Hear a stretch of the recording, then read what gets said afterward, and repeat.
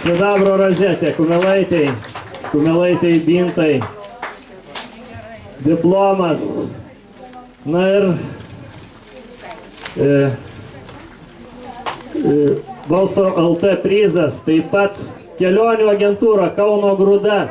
500 litų čekis kelionėje, Arūnai, baigsis sezonas ir prašom keliauti. Taip, dėkui kelionių agentūrai Kauno Grūda, kuri pastoviai mumis remia savo kelionėmis.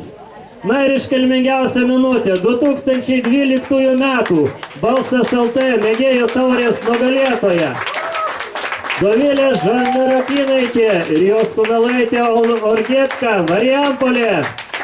Apdovanojimą. Kumelaitė, auksas spalvos rozetė. Raitelė, klinikos tomografija, paslaugų kupono. Balsas LT kavos virimo aparatas. Balsas LT unikalus prizas. Taip pat audringi visų žiūrovų sveikinimai Doviliai. Na ką, liko maloniausia šio konkūro minutė. Garbės ratas. Jungiam radiją tenais. Plojimai, nugalėtojai ir prizininkam. Garbės ratas.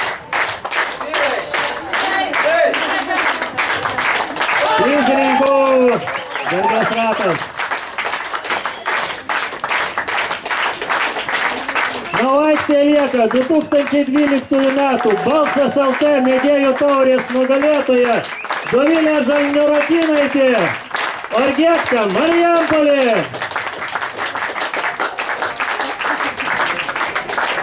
Na, o žiūrovų prašome neįsiskirstyti, netrukus bus paruošta aikštė. Paskutiniai šios dienos rungčiai, didėjančio sunkumo.